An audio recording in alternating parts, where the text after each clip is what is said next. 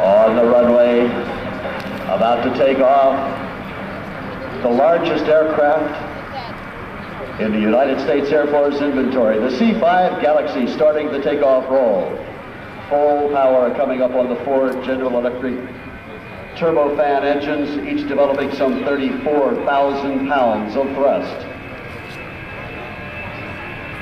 Slowly, inexorably rolling down the runway for takeoff. The C-5 Galaxy of your New York Air National Guard.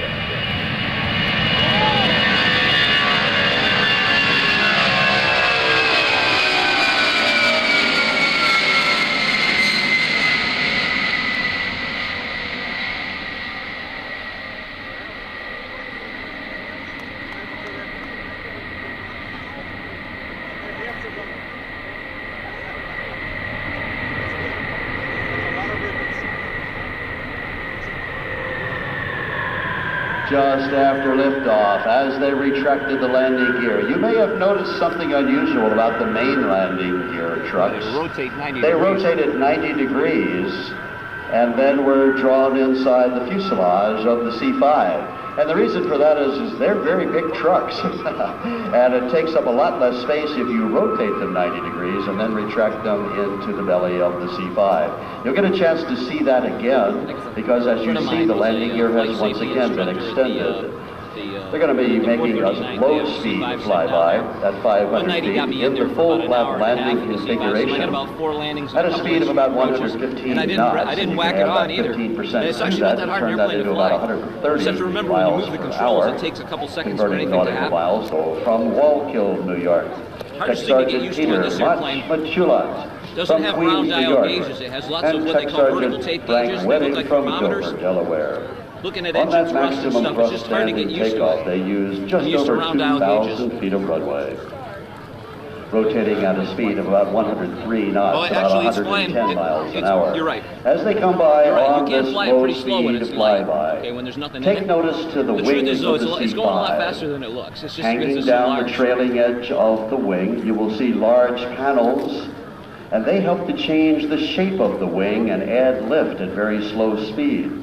Take a look at the leading edge of the wing, and you'll see long leading edge devices extending downwards on an angle from the leading edge of the wing.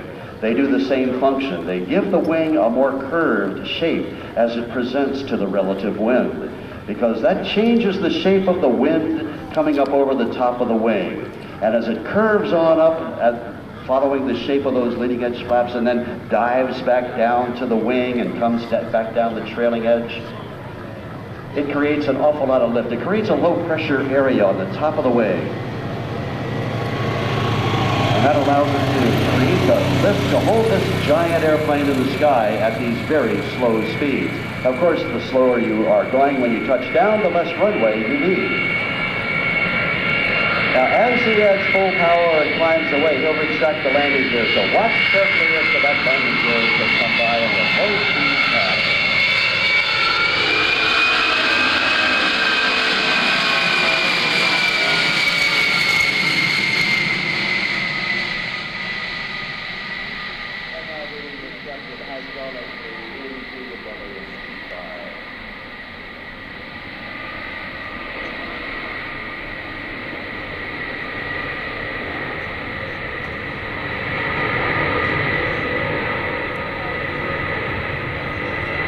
On the next pass at 500 feet, they will come by for a high-speed flyby at a speed of approximately 250 knots, about 275 miles an hour.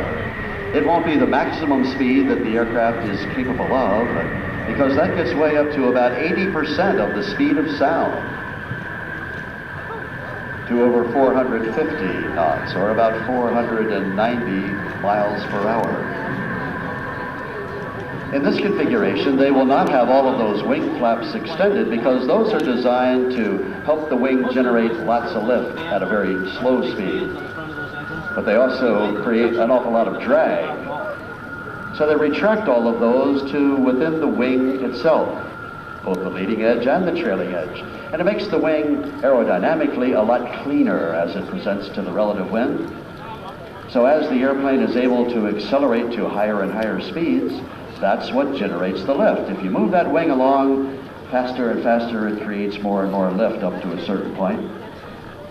And if you slow it down without having those flaps out to help you generate enough lift at slow speed, then the wing begins to stall. And when we say an airplane stalls, it doesn't mean the same thing as when your automobile engine stalls or starts to stop.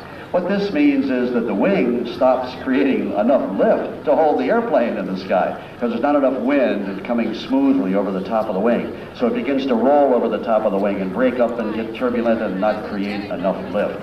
So the nose drops down, the airplane falls out of the sky. The good news is that when that happens, the wind starts flowing over the wings again and it starts creating lift. But it's a very carefully done maneuver coming by in the clean configuration to make sure they create enough lift. High-speed pass, C-5 Galaxy.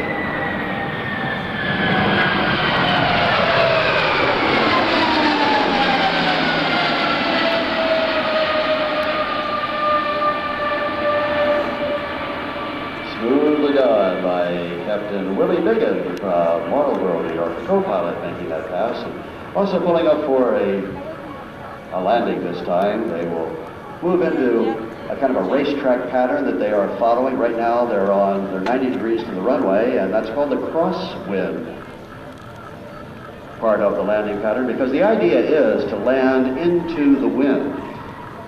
That sometimes happens, but I remember flying with a guy one time, had about 32,000 hours. He was getting ready to retire, and I asked him if there was anything in aviation that he wanted to do before he retired, with all of those years and years and hours of flying. And he thought for a minute, and he said, you know, there is something that I want to do before I have to stop flying. He said, I'd like to land just once into the wind. That's the idea, but it never happens. The wind's always kind of blowing across the runway. But guess what? As we look at the pennant that is out here right at show center, that the jumpers will use because they want to land their parachutes into the wind also. The wind is, in fact, blowing down the runway. So the C-5 has the landing gear extended.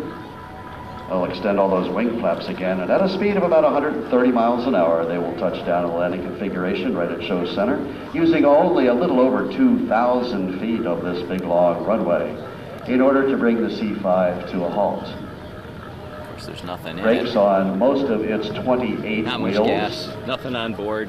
Thing weighs next to and the nothing. use of reverse thrust will help slow down the C-5.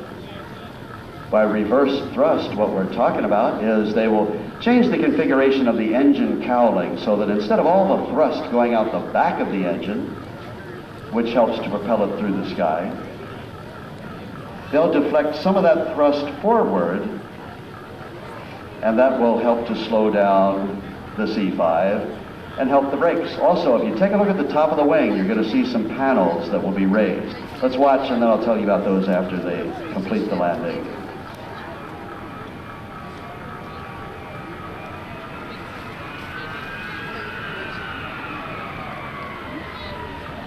Spoilers. Here comes the reverse thrust. Listen to the sound of the engine change.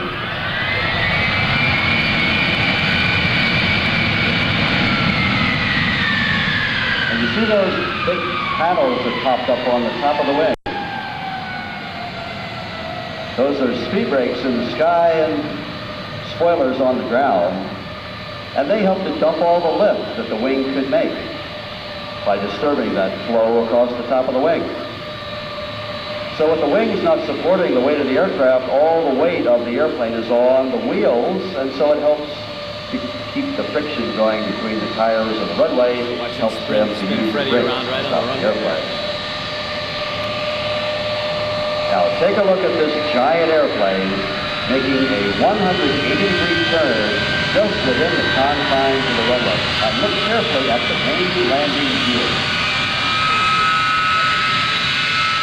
Notice that the aft struts are turning in the opposite direction of the nose wheel.